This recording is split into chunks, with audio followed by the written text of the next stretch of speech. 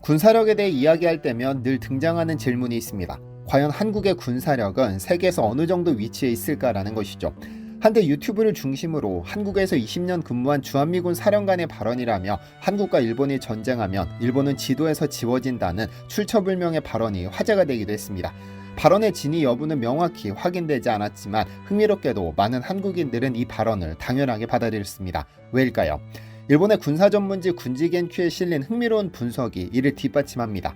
일본 육상자위대 출신의 한 전술교관은 일본의 정치인들은 세계에서 손꼽히는 규모의 방위비를 지출하고 첨단 무기로 무장한 자위대의 전력이 세계 최고라고 믿고 있다. 하지만 상대적으로 일본의 자위대는 부족한 구석이 많고 한국이 마음먹고 해병대를 파병해 대마도를 침공한다면 점령당할 수밖에 없다. 결국 일본 본토까지 한국이 욕심낸다면 이 또한 막을 수는 없다고 고백한 바 있죠.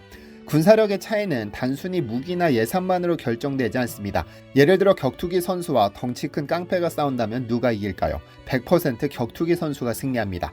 왜냐하면 밥 먹고 싸움만 연구하고 싸우는 연습만 수백 번 하는 실전 기술을 연마한 사람을 이길 사람은 없으니까요. 한국과 일본의 군사력 차이도 이와 비슷한 맥락에서 이해할 수 있습니다. 한국은 지난 70여 년간 실제 전쟁에 대비한 훈련을 멈추지 않은, 즉 언제든 실제 전투 상황에 대응할 준비가 되어 있는 나라니까요.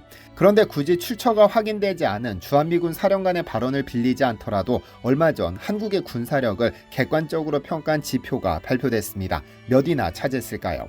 안녕하세요, 디스멘털입니다. 미국 소재 글로벌 파이어 파워라는 민간 군사력 평가기관이 있습니다. 이 기관은 매년 전 세계 대부분의 국가를 대상으로 군사력을 평가해 그 랭킹을 발표하는데 올해도 역시 군사력 지수를 평가한 순위가 발표됐습니다. 군사력 평가 지수는 병력 규모와 육해공군의 무기체계 보유량, 인구와 병력수, 무기, 국방예산 등 50개 항목을 종합해 산출되는데 지수가 0에 가까울수록 군사력이 강하다는 의미로 받아들여집니다. 사실 민간기관의 보고서이기 때문에 그냥 웃고 넘어갈 수도 있지만 이 순위는 미 의회도서관 및 CIA 자료를 바탕으로 매년 업데이트되기 때문에 현존하는 군사력 평가지수로는 가장 공신력이 있는 것으로 평가되는데요. 물론 이 자료가 완벽히 한 국가의 절대적인 순위를 보여주는 것은 아닙니다.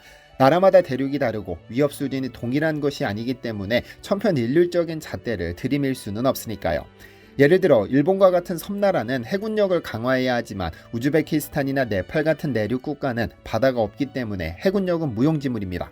그럼에도 호기심 차원에서 이를 살펴보는 것은 꽤 의미가 있을 텐데요. 올 2025년 발표된 군사력 지수에서 한국은 전 세계 145개 조사 대상국 중 0.1656점을 받아 5위를 기록했습니다.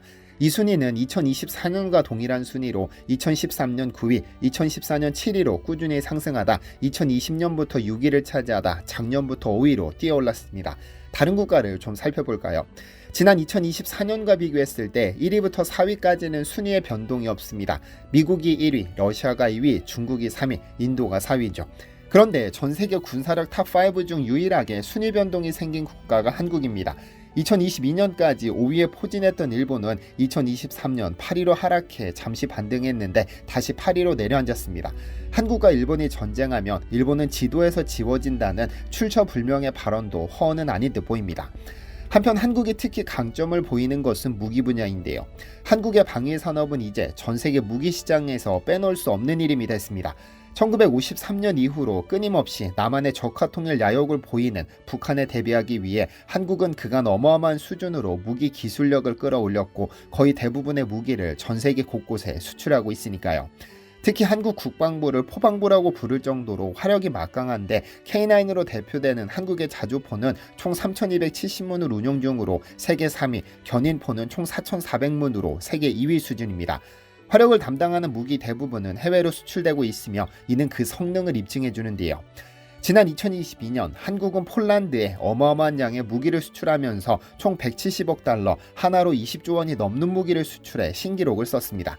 그런데 아직 정확한 수치가 발표되지는 않았으나 2024년은 역대 최대인 200억 달러, 하나로 약 27조 원을 넘어선 것으로 알려졌습니다.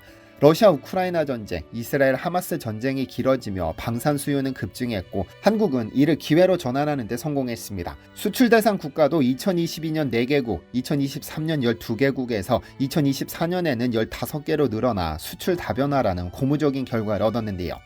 우리나라의 방산 수출 규모는 2010년부터 2020년까지 연평균 30억 달러 수준에 머물렀지만 2021년 72억 5천만 달러로 급증하더니 2022년 폴란드라는 큰 고객을 만나면서 170억 달러로 역대 최고치를 찍고 2년 만에 다시 사상 최고치를 기록했습니다. 1년 평균 약 50억 달러의 무기를 수입하는 우리나라 입장에서 보자면 본격적으로 흑자로 돌아섰고 K방산은 명실상부한 한국의 먹거리 산업이 됐습니다. 덕분에 전 세계 무기 시장에서 한국산 무기의 수출 비중이 크게 늘었죠. 스웨덴에 위치한 스톡홀름 국제평화연구소는 매 5년 단위로 국제 무기거래 동향을 발표하는데 한국은 2019-2023년 기준 전 세계 시장에서 2.0%의 점유율을 차지해 세계 10위에 랭크됐습니다. 방위산업은 고도의 기술력과 생산 역량이 요구되는 만큼 진입장벽이 높은 것으로 잘 알려져 있는데 직전 5개년 조사에서 1.7%에 그쳤던 점유율이 12% 늘었는데요. 1위에서 10위권 국가 중 절반가량이 무기 수출 감소를 경험했지만 한국은 오히려 늘었습니다. 이 기간 폴란드, 필리핀, 인도가 전체 수출의 61%를 가져간 주요 고객으로 한국은 신흥시장 개척에 성공했습니다. K방산은 단순히 성장에 만족하지 않고 첨단 기술 개발과 시장 다변화 전략을 지속적으로 추진하며 세계 5위 방산 강국으로의 도약을 목표로 하고 있습니다.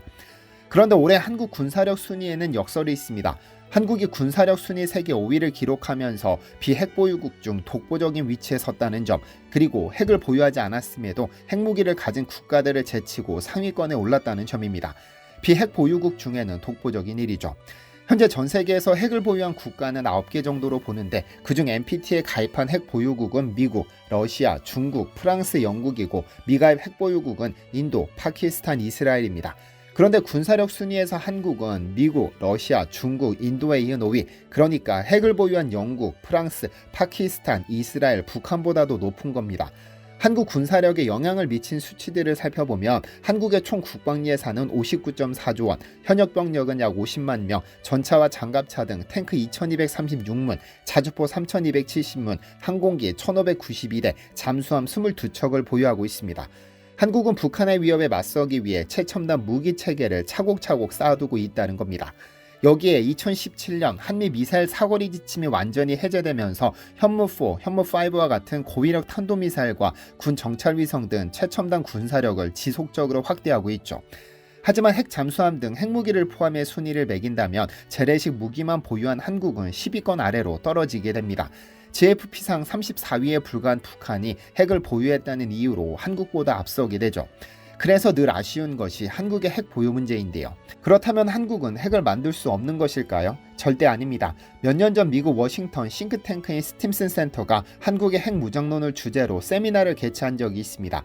이 자리에서 핵과학자 지그프리트 해커는 한국의 과학기술 수준을 고려하면 핵무기를 금방 만들 수 있겠지만 핵무장은 어마어마한 비용이 되는 만만치 않은 일이라고 주장했습니다. 그는 미국 최대 핵연구시설인 로스 알라모스 국립연구소장을 지낸 인물로 2010년 북한의 초청을 받아 영변 우라늄 농축시설과 원심 분리기 시설 등을 직접 둘러본 몇 안 되는 전문가입니다. 세미나에서 그는 핵무장은 한두 개 핵무기로 끝나는 문제가 아니라 핵무기를 생산하는 데 필요한 무기급 핵연료, 핵실험을 통한 검증, 핵무기를 발사할 수단이 필요한 일련의 과정을 포함한다며 한국의 과학기술력이 아무리 뛰어나다 해도 핵실험을 하지 않을 수는 없다. 한국의 어느 지역이 자기 땅에서 지하 핵실험을 하라고 자원할지 궁금하다고 덧붙였습니다. 그러니까 한국은 핵을 개발할 충분한 과학적인 능력은 있지만 핵실험을 위한 사회적인 합의가 더 큰 문제라고 본 겁니다. 사실 한국의 핵개발 능력은 이미 차고 넘칩니다. 그리고 이에 대한 답은 2015년 나왔습니다. 그해 4월 27일 찰스 퍼거슨 미국 과학자협회 회장은 미국 워싱턴에서 헨리 소콜스키 등 미국의 대표적 비확산 전문가 및 의회 관계자 10여 명이 참석한 가운데 한국이 어떻게 핵무기를 획득하고 배치할 수 있는가라는 보고서를 비공개로 발표했는데요. 이 보고서가 외부로 공개된 후 엄청난 반향을 불러왔었죠. 퍼거슨은 경제 제재로 인해 한국이 핵무장을 완전히 포기하기는 어렵다며 인도를 예로 들었습니다. 인도는 1998년 핵실험 이후 경제 제재를 당했지만 이는 1년도 지속되지 못했습니다. 이를 지속하기에는 인도의 거대한 내수시장 진출에 따르는 경제적 이익이 너무나 거대했으니까요. 여기에 미국의 입장에서 보자면 중국의 대항 세력으로서 인도가 지닌 군사적인 가치 역시 쉽게 무시할 수 없었습니다. 한국은 인도만큼의 거대한 내수 시장은 없지만 전 세계 경제에서 차지하는 비중을 무시할 수는 없고, 또한 미국에서 사용되는 소비재의 상당수가 한국으로부터 수입되기 때문에 경제 제재가 그리 오래가지 못할 것으로 본 겁니다. 그렇다면 이런 질문이 남습니다. 만약 경제적 외교적 제재가 사라진다면 과연 한국은 실제로 핵무기를 개발할 수 있느냐라는 질문 말이죠. 보고서는 한국이 이미 과도할 정도로 충분한 기술력을 갖춘 것으로 봤습니다. 핵무기를 개발하려면 핵물질, 핵탄두 설계, 운반 체계가 확보되어야 하는데, 핵물질의 경우 경주 월성에 위치한 4개의 중수로에서 매년 플루토늄이 생산되는데 그 양이 어마어마합니다. 매년 2,500kg이 생산되는데 이를 이용해 만들 수 있는 핵폭탄이 416개입니다. 플루토늄과 삼중수소는 수소폭탄을 만들 수 있는 핵심 물질인데, 이를 생산할 수 있는 국가가 전 세계에서 미국, 캐나다, 한국 3개국에 불과하죠. 여기에 핵탄두 설계에 필요한 고속 전자기폭 장치 및 고성능 포격 상상 기술은 이미 한국의 기술력이면 충분히 확보됐을 것으로 봅니다. 운반체계 역시 충분한데요. 한국은 이미 세계 최강의 미사일로 불리는 현무 시리즈를 사거리별로 보유하고 있고, 핵무기 탑재가 가능한 전투기뿐 아니라 얼마 전에는 도산 안창호함을 이용해 SLBM 발사 기술까지 확보했습니다. 그러니까 한국의 핵개발 기술은 이미 차고 넘치지만 사회적인 합의나 외교적인 문제 때문에 쉽게 만들지 못하는 것뿐입니다. 그리고 만약 한국이 핵폭탄을 개발한다면 세상이 완전히 바뀐다는 것도 쉽게 예상할 수 있습니다. 손자병법에는 100번 싸워 100번 이기는 것이 최선이 아니다. 싸우지 않고 적병을 굴복시키는 것이 최선 중에 최선이다라는 명구가 있습니다. 그간 한국은 첨단 과학기술을 바탕으로 착실하게 무기를 개발해 북한의 도발에 대응해왔고, 그 과정에서 K9 자주포, K2 전차, 천무, 잠수함 등등 그 수를 헤아릴 수 없을 정도로 많은 무기를 독자 기술로 완성해냈습니다. 그리고 그 개발의 목적이 전쟁에서 사용하기 위한 것이 아니라 억지력을 발휘하기 위해 태어났지만, 상황이 발생한다면 포신이 벌겋게 달아오를 때까지 싸워 한국 영토를 지켜야 할 겁니다. 어제부터 진행 중인 넥다터 경추백의 특가 행사 재고가 거의 소진되었습니다. 이 제품은 수면 연구 전문 기업인 기승 PNP의 김주열 대표가 백에 미쳐서 5년 연구 끝에 내놓은 역작으로, 베개로는 특이하게 특허 등록이 완료된 제품입니다. 인생의 3분의 1을 자는 것이 인간인데, 잠은 우리 몸이 휴식을 취하고 회복하는 충전의 시간입니다. 아마 겪어보지 못한 분들은 모르시겠지만 밤새 뜬 눈으로 지새우는 불면증은 지옥입니다. 충전을 못하니까요. 잠이 보약이라는 말이 괜히 있는 것이 아닌 것이죠. 많은 분들이 베개라는 개념을 머리를 베는 도구로 잘못 이해하고 있는 경우가 있습니다. 그런데 가만히 생각해보면 머리를 베고 자는 것은 우리 목에 엄청난 부담을 줍니다. 왜냐하면 우리 목뼈, 즉 경추는 C자 형태인데 머리를 베면 목은 역C자 형태가 되니까요.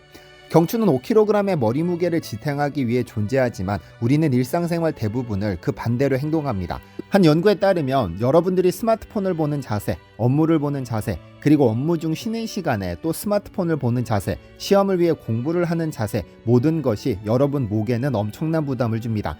사진에서 보듯이 목을 15도 숙이면 경추는 12kg의 압력을, 30도 숙이면 18kg의 압력을 받고, 집중한다면 고개를 좀 더 숙여 60도에 이르면 무려 27kg의 압력을 받습니다. 이러한 자세가 고착화되면 거북목이나 일자목이 되지 않는 것이 이상한 일입니다. 일상생활의 불편함으로 점철된 지옥이 되는 것이죠. 그래서 자는 시간이라도 경추를 원래의 형태로 유지해 쉴 수 있도록 해주는 것이 경추베개입니다. 저도 메모리 폼으로 만든 넥닥터 경추베개를 사용하고 있기는 하지만, 지금 시장에는 무늬만 경추베개인 것들도 많고 진짜 경추베개도 있는데, 여러 조건을 살펴봐도 넥닥터를 구매하시는 것이 최선의 선택입니다. 다만 다른 베개를 선택하실 분들도 계시기 때문에 메모리 폼으로 만든 경추베개 구매 요령을 공유해 드리겠습니다. 우선 제일 중요한 것은 고밀도, 저탄성입니다. 고밀도는 메모리 폼이 얼마나 촘촘하게 채워져 있느냐는 것인데, 일반적으로 가로 1m, 세로 1m, 높이 1m의 공간을 메모리 폼으로 꽉 채우면 밀도는 100kg입니다. 고밀도는 약 60kg 이상을 의미하니 최소 60kg 이상의 제품을 선택하시면 됩니다. 참고로 넥다터는 80kg 이상인데 가장 쉽게 확인하는 방법은 무게를 재보면 됩니다. 메모리 폼은 가벼운 재질이지만 고밀도로 채워지면 꽤 무겁습니다. 그래서 밀도는 내구성이고 내구성은 품질입니다. 그래서 넥닥터 경추베개는 싸구려가 아니기 때문에 저렴하지도 않습니다. 그리고 중요한 것이 저탄성입니다. 탄성이 높다는 것, 즉 고탄성은 통통 튀는 얌체공 같은 느낌입니다. 여러분이 주무시는데 머리가 통통 튄다면 숙면이 가능할까요? 그래서 저탄성 제품을 구매하셔야 하는데, 저탄성이라는 뜻은 그만큼 안정적으로 경추를 지지해준다는 의미입니다. 이를 확인하는 방법은 베개 한쪽 끝에 물컵을 세워놓고 한쪽 끝에 볼링공과 같은 무거운 물체를 떨어뜨려 보면 됩니다. 만약 볼링공 때문에 물컵이 쏟아지면 저탄성이라고 볼 수 없을 테니 바꾸시길 추천드립니다. 그리고 업체가 품질에 자신이 있다면 이런 실험 영상을 공개해 두었을 테니 실험 영상이 없는 업체는 거르시는 것이 좋겠습니다. 그리고 또 한 가지는 커버의 재질입니다. 아무래도 직접 얼굴이 닿는 부분이니 커버 재질이 당나무 등과 같은 자연유래 성분인지 화학 성분이 뿜어져 나오는 재질인지는 생명과 직결되는 문제입니다. 그래서 커버 재질을 반드시 확인하셔야 실패 없이 훌륭한 제품을 선택하실 수 있습니다. 다시 말씀드리지만 고밀도 저탄성, 자연유래 성분의 커버 재질까지 만족된다면 실패 없이 좋은 베개 고르실 수 있습니다. 혹 위 세 가지 조건을 만족하는 경추 베개가 궁금하신 분들은 아래 고정 댓글에서 확인해 보시면 됩니다. 시청해 주셔서 감사합니다. 디시멘터리에서는 여러분의 제보를 기다립니다. 제 채널에서 다뤘으면 좋겠는 뉴스 또는 널리 알려졌으면 하는 영상은 디시멘터리 네이버.com으로 보내주시면 소중히 제작하겠습니다. 시청해 주셔서 감사합니다.